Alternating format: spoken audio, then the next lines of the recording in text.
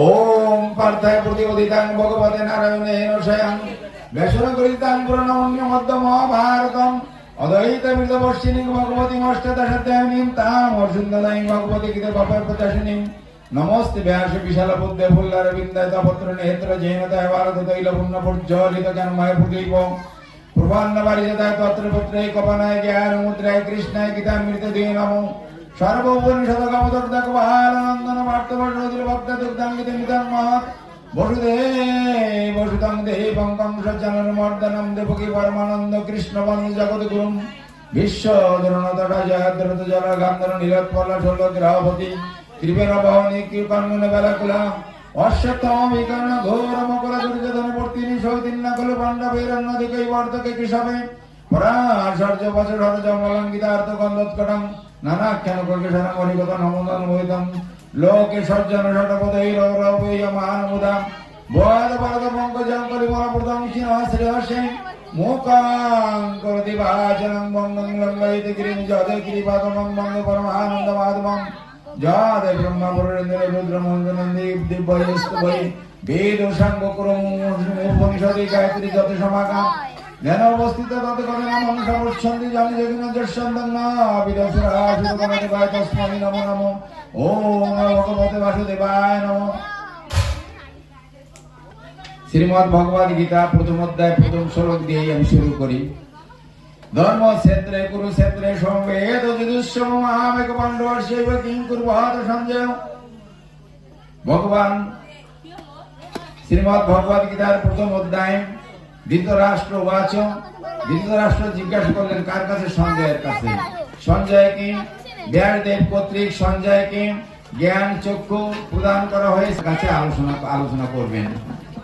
এই অবস্থায় ধৃতরাষ্ট্র জিজ্ঞেস করলেন সঞ্জয়ের কাছে, সঞ্জয় আমার পুত্রগণ এবং পাণ্ডব পুত্রগণ এই কুরুক্ষেত্র রণাঙ্গনে যে উপস্থিত হয়েছে, এখানে গিয়ে তারা কি করছে?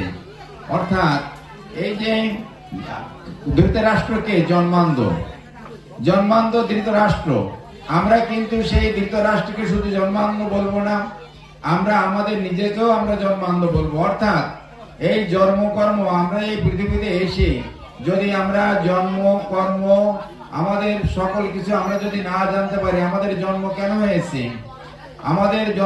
হয়েছে, আমাদের কর্মই বা কি, আর আমরা কি কর্ম করলে সেই আমাদের গোবিন্দে আমাদের পরে তুষ্ট হবে, সন্তুষ্ট হয়ে আমাদের সেই পরপারে নিয়ে যেতে পারবেন। আমাদের জন্মকর্ম সম্পর্কে আমরা যদি জ্ঞাত না হই, তাহলে আমাদের কি হবে? আমরা এই ভব ধরাধামে এসছি, আবার আসতে হবে। যতদিন পর্যন্ত আমাদের এই মায়ের বাঁধন আমরা ছিন্ন করতে না পারছি, যতদিন পর্যন্ত আমরা এই পৃথিবীর মায়াকে ভুলে আমরা পরমার্থ জ্ঞানের দিকে অগ্রসর হতে না পারছি, যতদিন আমরা এই রাধা গোবিন্দের ভজনা না করতে পারছি, কার মনে বাক্যে আমরা গোবিন্দকে স্মরণ করতে না পারছি, ততদিন পর্যন্ত কিন্তু আমাদের কি হবে? এই জন্ম মৃত্যু জরা ব্যাধি থেকে আমরা কখনো মুক্তি পাবো না। তাই আমরা কিন্তু সবাই ভাবতে পারি যে আমরা এই জগৎ, এই জীবনটা আমরা ভালো মতো কাটিয়েছি, আমাদের জীবনে কোনো পাপ নাই, বা আমরা কোনো ভালো কাজ করেছি, আমরা সবই ভালো কাজ করেছি। কিন্তু এটা সম্পূর্ণ ভুল ধারণা, ভ্রান্তি ধারণা। আমাদের অজ্ঞাতে অনেক কিছু পাপ হয়ে যায়, যা আমাদের সেই পাপের খাতায় লেখা থাকে। তাই আমাদের সব সময় আমরা মানব জীবনে এসেছি, কেন এসেছি, কি জন্য এসেছি, কি আমাদের কর্তব্য, কোথায় আমরা ছিলাম, আবার কোথায় এসেছি, কোথায় আবার আমাদের যেতে হবে, এই তিন দিকে খেয়াল রেখে আমাদের জীবনকে পরিচালিত করতে হবে। আমাদের সবচেয়ে আশ্চর্যের বিষয় কি জীবনে?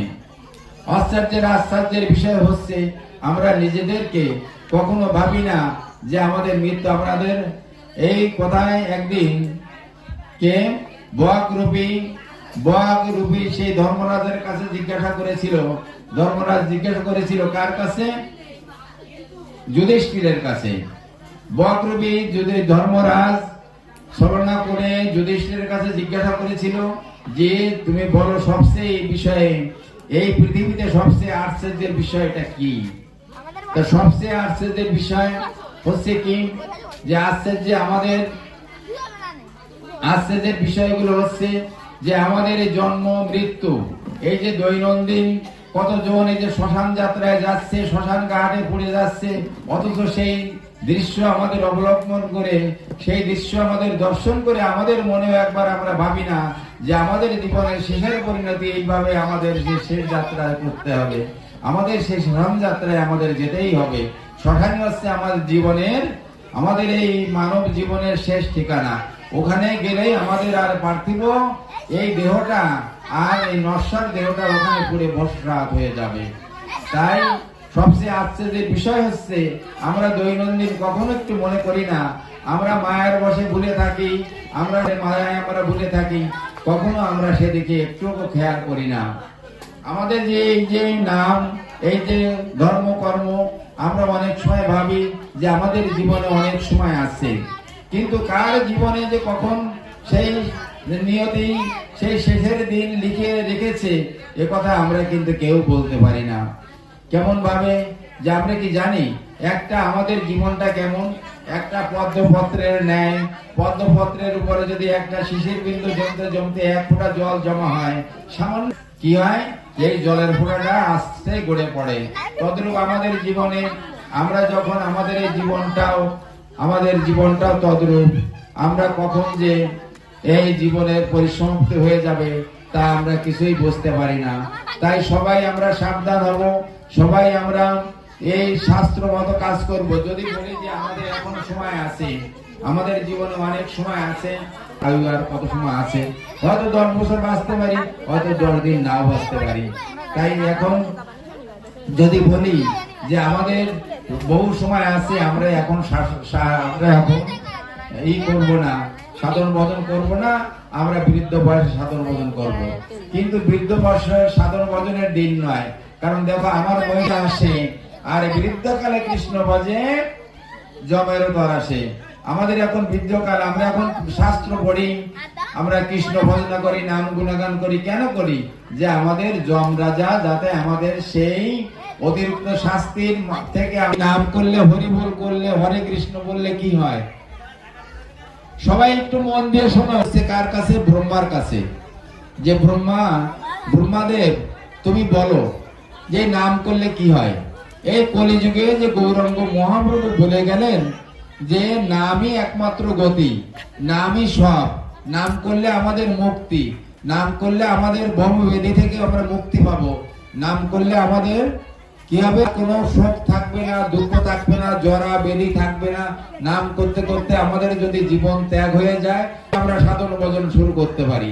তাহলে এই জীবনে আমরা যতদূর এই শান্ত আমরা অগ্রসর হয়ে থাকবো, আগামী জন্মে আমাদের যদি সেই গোবিন্দের ইচ্ছায় আমরা দেখা যাচ্ছে একটা ভালো ধার্মিক পরিবারে, একটা ভালো পরিবারে আমরা জন্মগ্রহণ করছি, এবং সেখান থেকে আমার একটা ওই যে বিজয় সরকার বলে গেছে, কি বলে গেছে বিজয়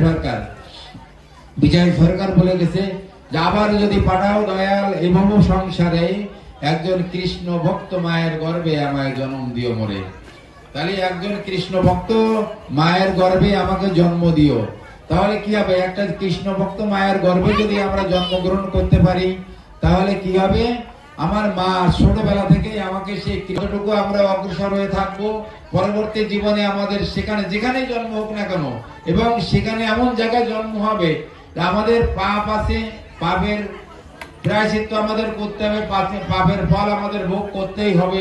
তার উদাহরণ আমাদের এই যে বিশ্বদেবের কেন সরসজ্জা হয়েছিল, বিশ্বদেবের কেন সরসজ্জা হয়েছিল? বিশ্বদেব বলছে যে গোবিন্দর কাছে জিজ্ঞেস করেছে, গোবিন্দ আমরা গান্ধারীর কথা জানি, যে 50 জন্মের কথা গান্ধারী জানে, সে 50 জন্মের মধ্যে কোনোদিন সে কোনো পাপ করে নাই, তাহলে তা সত্ত্বেও তার শতপুত্র কেন মারা গেল? তখন শ্রীকৃষ্ণ বলেছিল কি, যে তুমি 50 জন্মের পূর্ব জন্মে তুমি কি করেছিলে? 100টা প্রজাপতিকে মেরে, 100টা প্রজাপতিকে মেরে তুমি কি করেছিলে? মালা গেঁথে তোমার গলে নিয়েছিলে, তাই তোমার ওই 100টা পুত্র তোমার নিধন হলো। তা দ্রব্য এটা গান্ধারী বলেছিল, তা গোবিন্দ তুমি সেই কৃপা যদি করলে তো আমার একটা একটা করে পুত্র মারতে। তখন বললো লাগতো, ফলে একসাথে এক জন্মে তোমার সমস্ত শতপুত্র আমি মেরে দিয়েছি, যার জন্য তোমার আর কোনো বন্ধন থাকলো না, তুমি এখন থেকে মুক্ত হয়ে যাবে। আমরা একটা কথা জানি না, তাহলে বিশ্ব কে ছিল? পিতামহ বিশ্ব। ভীম, অর্জুন, নকুল, সহদেব, সেই তোমার দুর্যোধন, এদের পিতামহ ছিল। পিতামহ মানে কি? ঠাকুরদা। ঠাকুরদা ছিল। তা বিশ্ব সে প্রতিজ্ঞা করেছিল, আমি জীবনে কখনো কি করব না, বিবাহ পর্যন্ত করব না। তাহলে এত, এবং সে ছিল ইচ্ছা মৃত্যুদান, তার সে ইচ্ছা করলে তার মৃত্যু হবে। মানে কি আমরা জানি তো সবাই। সরসজ্জা মানে কি? পীরের পরে বিশ্বর একটা মূর্তি আছে না, যে একেবারে পিঠ থেকে বুক, পিঠ, পা টা পর্যন্ত, মাথা দিয়ে মস্তক পর্যন্ত। কেন সাহিত্য ছিল? ইচ্ছামৃত ছিল। বিশ্ব ইচ্ছামৃত করেছিল যে আমি উত্তরায়ণে গিয়ে মরবো, আমি দক্ষিণায়নে মরবো না। উত্তরায়ণ সাধারণত সৃষ্টি হয় অগ্রহায়ণ মাসের 15 তারিখের পরে থেকে উত্তরায়ণ সৃষ্টি হয়। তাহলে কেন তার এই শাস্তিটি হলো? শ্রীকৃষ্ণের কাছে প্রশ্ন করেছিল, চুপ করে বসো, শ্রীকৃষ্ণের কাছে প্রশ্ন করেছিল যে কেন আমার এই শাস্তিটি হলো, আমি কেন, আমার কেন এই সরসজ্জায় আমার মরণ হলো? আমার তো এমনি, আমি ইচ্ছা মৃত্যু, আমি এমনি তো মৃত্যুবরণ করতে পারতাম, কেন আমার সরসজ্জায় মৃত্যু হলো? তখন বলেছিল কি? তখন বলল যে তুমি 100 জন্মের কথা জানো, যে তার মধ্যে কোনো অন্যায় করো নি, কিন্তু তুমি 101 জন্মের অন্যায় করে, 101 জন্ম আগে তুমি অন্যায় করেছো। অন্যায়টা হচ্ছে কি? একদিন তুমি রাস্তা দিয়ে যাচ্ছিলে, গমন করছিলে, গমন করার সময় রাস্তা দিয়ে যাওনি, ফোঁসও করেনি, কিছু করেনি, কাউকে কামড়ায়নি। তখন বিশ্বদেব করেছে কি? সে ওই সাপটাকে ধনুকের শিলা দিয়ে এইরকম করে ছেলে দিয়েছে। ছেলে দিলে সেই সাপটা কোথায় গিয়ে পড়েছে? আমরা ফণি মনসা গাছ চিনি, ফণি মনসা গাছ চিনি না? ফণি মনসা গাছের কাটা কেমন? একটা এসে কাটা, প্রত্যেকটা জায়গায় কাটা না কি? উত্তর রাস্তা দিয়ে যখন ছেলে দিয়েছে, ওই সাপটা যে পড়েছে ফণি মনসার গাছের পরে, ফণি মনসার গাছের পরে গিয়ে পড়েছে।